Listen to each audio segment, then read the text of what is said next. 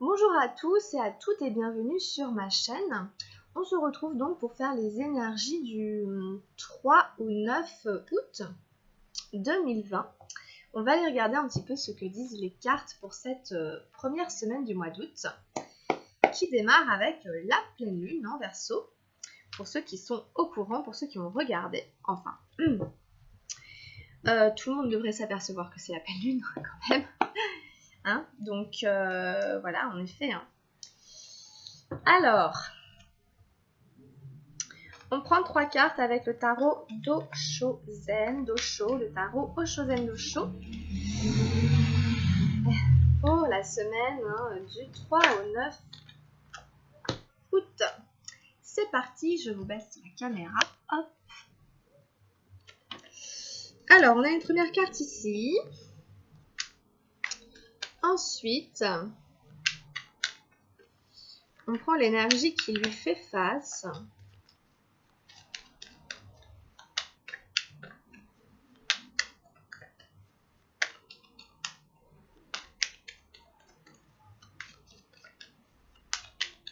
Du 3 au 9, ok. Et ensuite, on prend la dernière carte.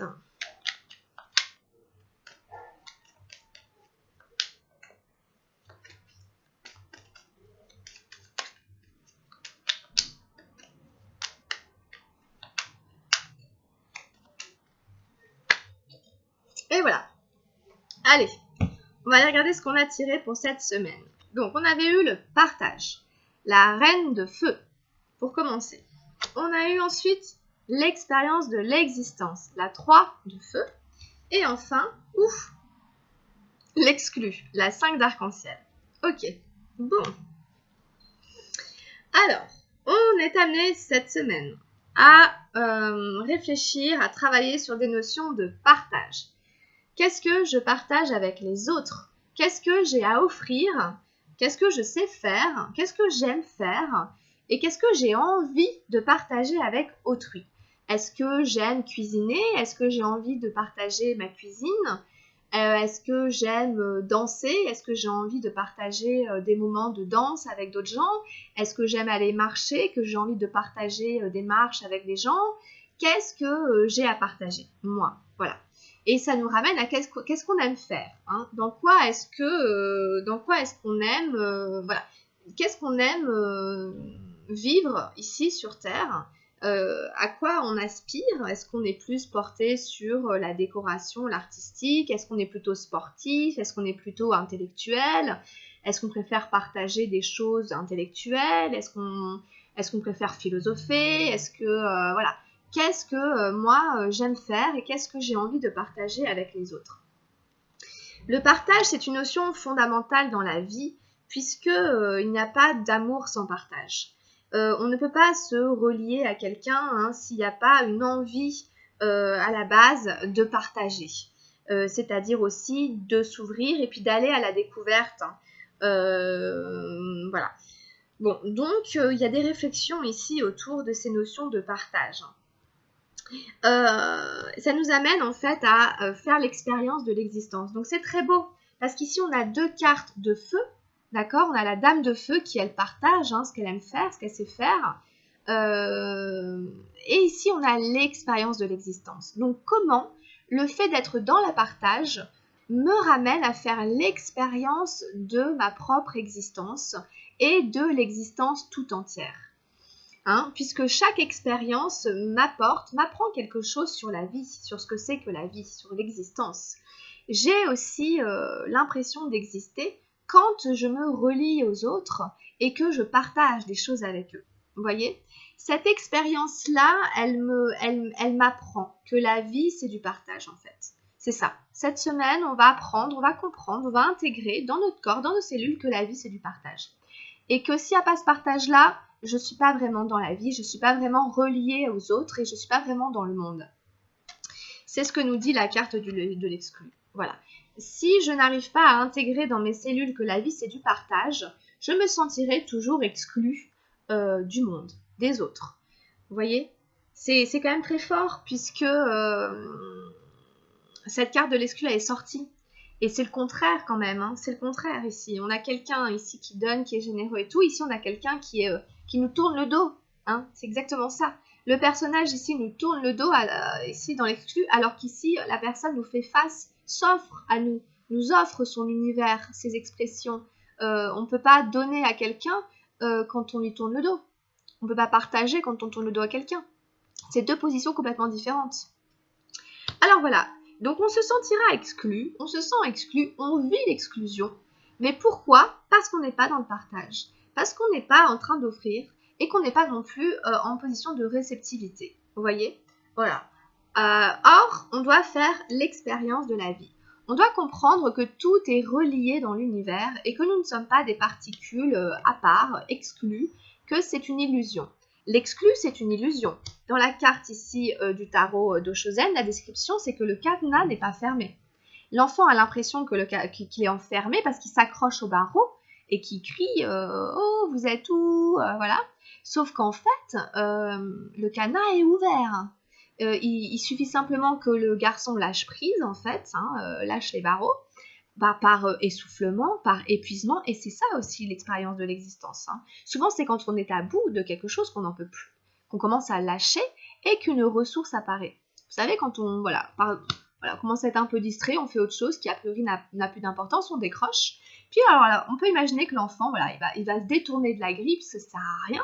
Puis comme il s'ennuie, il ne sait pas quoi faire, il va tripoter, il va tripoter la chaîne. Tiens, il y a une chaîne, qu'est-ce que c'est que ce truc? Bon voilà, en ayant l'esprit un tout petit peu ailleurs, et puis en fait, boum, le cadenas va tomber. Et en fait, il pourra sortir. Donc si vous voulez, ça nous invite à changer. Ici, il faut changer de position. Ici, il faut faire un quart de tour pour arriver à faire 2 quarts de tour, à faire demi-tour. Voilà, passer du dos à la face. Il y a un entre-deux qui est tout le décrocher, lâcher prise, arrêter de s'accrocher à quelque chose, accepter que certaines certitudes s'écroulent, parce que le gamin, il est sûr que c'est en s'accrochant au barreau et en criant à l'aide que ça va marcher, que ça va s'ouvrir. Il compte sur les autres, en fait. Il attend que ce soit les autres qui fassent pour lui. Sauf que c'est pas comme ça va marcher. Il doit arrêter de crier, il doit arrêter de s'accrocher au barreau pour se rendre compte que le cadenas est ouvert. Donc c'est ça aussi, on est persuadé de plein de choses, alors qu'en fait on se trompe, on est dans l'illusion. C'est l'illusion, c'est l'ego, c'est l'illusion du soi, c'est l'illusion du moi. Et pour être dans le partage, pour être dans l'expérience de l'existence, il y a quand même aussi un effondrement de l'ego qui doit arriver quelque part. C'est apprendre de ses expériences, apprendre de ses erreurs, comme on a vu dans la pleine lune. Et apprendre que c'est ça l'expérience de la vie aussi. C'est aussi apprendre de ses échecs, de là où on se trompait, parce que le pauvre gamin, il sait pas que ça sert à rien de s'accrocher et de crier. Il le sait pas, il doit faire l'expérience de l'existence, du renoncer, que ça marche pas comme ça, qu'il sait pas comment ça marche et tout, et puis qu'il va apprendre tout seul, enfin ça se fait tout seul. Vous voyez ? Si vous voyez ce que je veux dire, il y a toujours une part, il faut faire confiance quelque part à la part d'inconscient, à celui qui ne contrôle pas, à celui qui, vous voyez, sur lequel on n'a pas de prise. Voilà, c'est la relation à l'autre, c'est toujours l'autre qui nous renvoie ça. Voilà, et donc dans cette expérience de l'existence, on se rend compte qu'on est en fait en interaction avec notre environnement et que ce que je vis, mon bonheur, dépend en fait aussi quelque part de comment je considère l'autre, comment je laisse entrer les autres dans ma vie, comment je partage avec eux. Sinon, je suis seule, je suis exclue, je suis coupée en fait de l'autre. Donc ici, on a vraiment une relation entre un arbre et un personnage qui ici, vous voyez bien à travers les couleurs, en fait voilà, c'est-à-dire que c'est l'énergie en fait, l'énergie du personnage se fusionne interagit en fait avec l'énergie de l'arbre. Si vous voulez, ça représente comment ça se passe en fait aussi entre les êtres vivants. C'est vraiment ça qui se passe. Au niveau des champs énergétiques, au niveau des auras, et ben voilà, les champs se touchent, les champs se répondent, et même si on ne le voit pas, c'est comme ça que ça se passe, et ça nous influence directement. Et c'est quand on se coupe de ça, de cette réalité-là, qu'on se retrouve froid, seul, dans une position où on se victimise et où on manque de chaleur cruellement ici. D'accord, donc voilà, c'est très intéressant. C'est vraiment très très intéressant ce tirage, moi je trouve. Voilà un peu ici pour les énergies de la semaine. Alors, on prend un autre message avec le tarot de la transformation. On prend un message complémentaire par rapport à cette semaine ici. Ce qu'on va être amené à transformer, justement.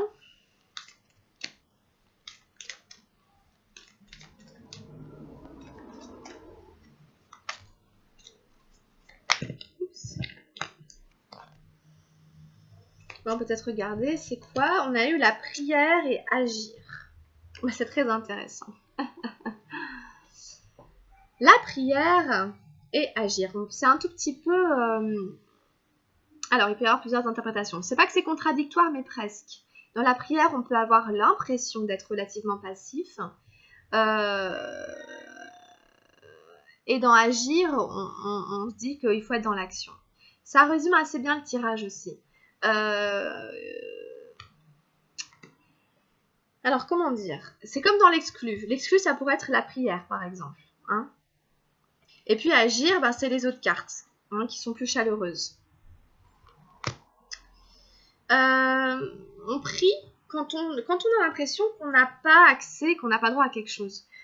À quel moment on se met à prier quand on est à bout, comme je vous disais? Souvent, il y en a beaucoup, c'est ça. On n'en peut plus, on est à bout, hein, et intérieurement, on appelle, parce qu'on ne sait plus faire. On ne peut pas. Voilà. Donc, intérieurement, on appelle au secours. Et c'est là qu'on rentre en prière, en fait. C'est là qu'on prie, en fait, tout bêtement. C'est ça, c'est je ne sais pas comment on fait. Les gens vous disent, mais je ne sais pas comment on fait pour prier, comment on fait pour prier, comment faut faire. Moi, j'ai jamais été à l'église et tout, je sais pas comment on fait. Voilà, je sais pas comment on fait pour ouvrir la porte, etc. quoi. Hein? C'est pas le mode d'emploi. Alors, on va aller lire. La prière nous parle de l'amour et de la loi de Moïse. Elle vous dit, permettez à vos gestes d'être vivants, spontanés. Laissez votre conscience décider de votre façon de vivre, de votre mode de vie. Ne permettez à personne d'en décider. Ce serait un péché de le faire. Pourquoi est-ce un péché? Parce que cela ne vient pas de vous. Cela reste superficiel et c'est de l'hypocrisie. Ne demandez à personne comment prier. Laissez le moment décider. Laissez l'instant être décisif et la vérité de ce moment être votre prière. Dès que vous laissez la vérité du moment prendre possession de vous, vous vous mettez à grandir et vous connaissez l'immense beauté de la prière. Vous êtes sur la voie. Voilà. Il n'y a personne qui viendra vous ouvrir.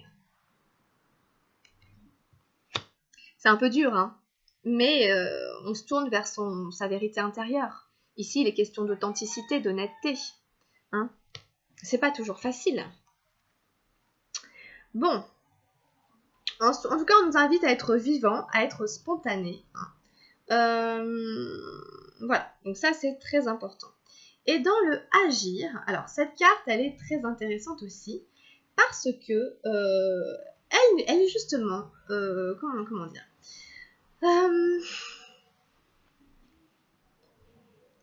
on nous dit de tranquillement se reposer, hein, donc de ne pas chercher à être dans l'action. On voit quand même deux personnes qui dorment, hein. C'est agir mais on voit deux personnes qui dorment. Sauf que si vous voulez, il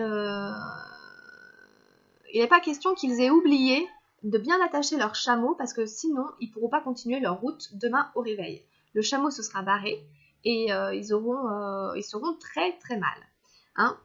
Donc, elle nous dit, cela se passe tous les jours. Vous auriez pu faire quelque chose, mais vous ne l'avez pas fait.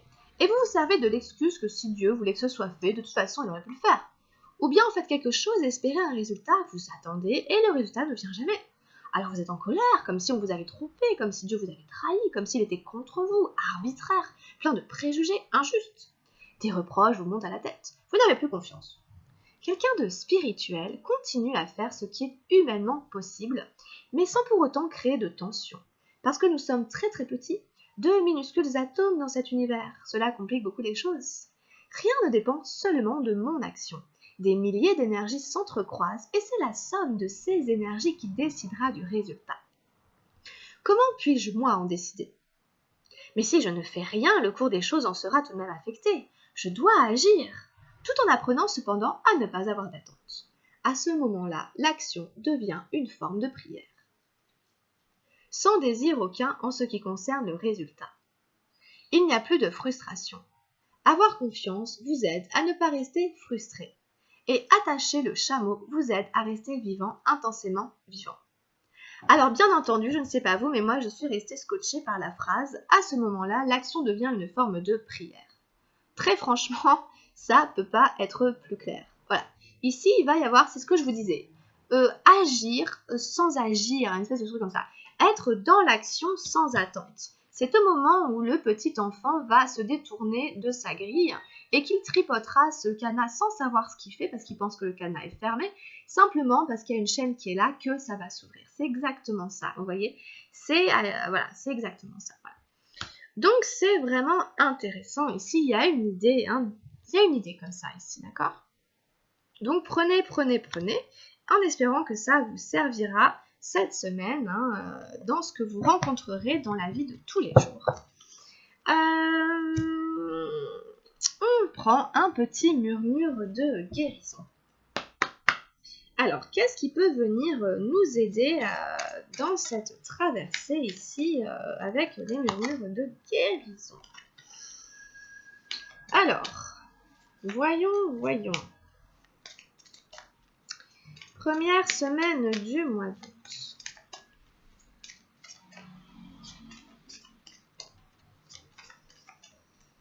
En fait, il y a une idée que le résultat ne dépend pas uniquement de notre propre volonté personnelle. Voilà.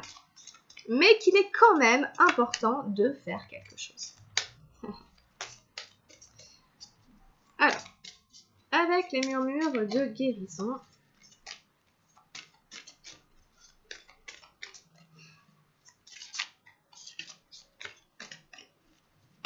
on a eu l'amour de soi, c'est très bien. L'amour de soi, la numéro 16, c'est une carte magnifique où l'on voit un personnage qui se prend dans les bras. Voilà, donc de toute façon, vous allez pouvoir l'observer pendant que je vous la décris.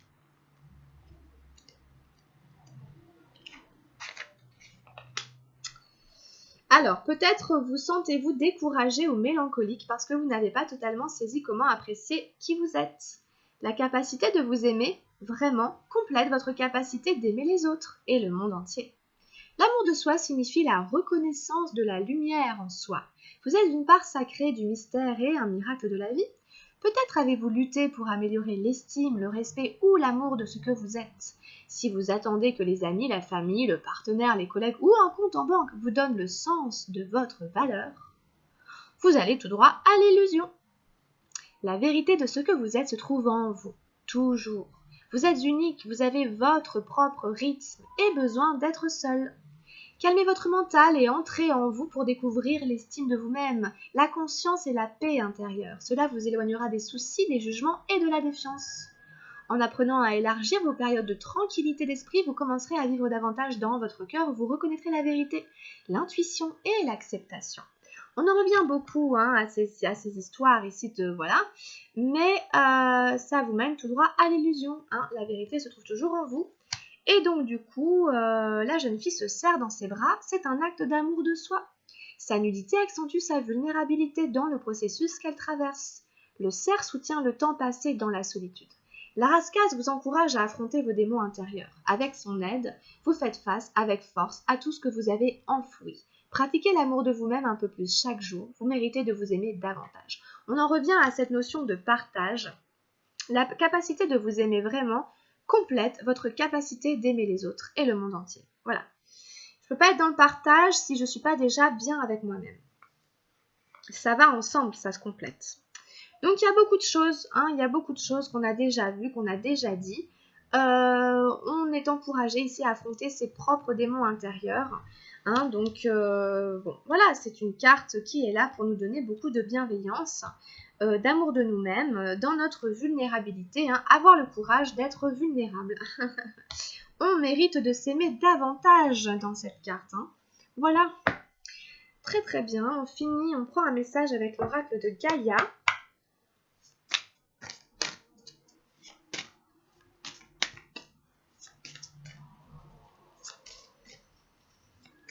Alors, comment Gaïa peut venir nous soutenir, nous aider, nous accompagner ici Comment Gaïa va venir nous aider ici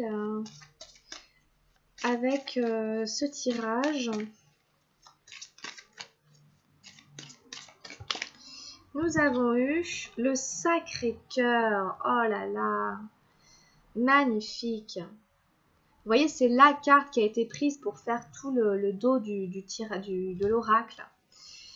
Passion, amour, communion spirituelle. Bon, bah alors là, c'est waouh, hein, c'est puissant, hein. Puissant ce tirage quand même, dis donc, hein. Alors,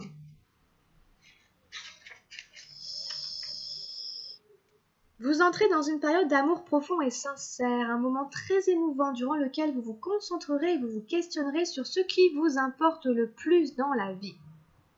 Vous allez réévaluer vos priorités et vos valeurs. Cela vous mènera à la découverte de vous-même et vous formerez un lien spirituel approfondi avec votre environnement, votre famille et vos amis. L'amour et la gratitude que vous ressentez pour la vie augmenteront. Par instants, vos émotions enfleront au point d'en devenir presque insupportables. Pourtant, il n'y aura rien à craindre car il s'agit d'un moment précieux et sacré durant lequel vos intentions affectueuses seront comprises et ressenties par tous. Votre sagesse et votre lumière intérieure éclaireront, inspireront et guériront tous ceux qui vous entourent. C'est une excellente période pour l'écriture et vous aurez peut-être envie d'entamer une œuvre artistique. N'oubliez pas de remercier la Terre et les étoiles pour les bienfaits que vous recevrez. C'est peut-être en effet une semaine intense, il y a la pleine lune et tout. On peut être amené, il y a des découvertes de nous-mêmes, réévaluer nos valeurs, nos priorités, sortir de l'illusion, de nos propres illusions, appeler et on entre dans une période d'amour profond et sincère, un moment émouvant. On peut être ému pendant cette semaine, avec les émotions qui vont remonter, notamment avec la peine et tout. On peut se retrouver vraiment un peu mouvementé émotionnellement. Ça crée des émotions profondes en fait, ça fait remonter des choses. Et en fait, on parle d'un lien spirituel approfondi avec notre environnement, notre famille ou nos amis. C'est le partage qu'on avait vu ici. Quand les valeurs sont revisitées, bon bah voilà, ça se passe des choses. Voilà. Bon, affirmation positive, je suis à l'écoute de ma sagesse et de ma lumière intérieure. L'amour me guide encore et toujours. Je fais profiter autrui de mon énergie, de ma sagesse et de ma lumière. Je ne fais qu'un avec la terre et les étoiles. Les bienfaits que je reçois transcendent les limites du temps et de l'espace. Voilà, c'est ça. Je fais profiter autrui de mon énergie, de ma sagesse et de ma lumière. C'est ça, c'est le partage. Voilà, dans cette expérience de la vie que nous sommes en train de faire. C'est une très belle carte, une très belle énergie. C'est très très beau. On va finir là-dessus avant de prendre... On prend un petit message avec les anges gardiens pour cette semaine ici. Oups là, c'est quoi qui a sauté? Bah la patience. Alors attention, gros bruit de scooter devant la maison. Non? Patience. La patience est de rigueur en ce moment. Tu dois sentir que tout n'évolue pas aussi rapidement que tu le voudrais. Et pourtant, les choses bougent énergétiquement.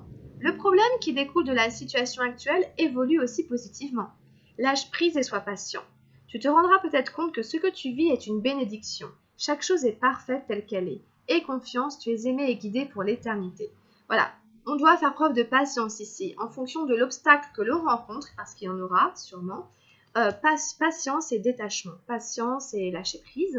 Patience et au final, c'est les bienfaits cachés de tous les obstacles qu'on traverse en fait. Tu es aimé et guidé pour l'éternité. Voilà, bah écoutez, on a beaucoup de messages pour cette semaine, donc écoutez, prenez ce qui résonne, retournez voir cette guidance, revenez la voir de temps en temps, en fonction de ce qui se passe dans votre vie, voilà. Bon, en tout cas, merci d'avoir suivi cette vidéo, n'hésitez pas à la liker ou à vous abonner, et puis on se retrouvera pour les énergies de la semaine prochaine. Portez-vous bien, prenez soin de vous, je vous embrasse les amis. À bientôt, ciao.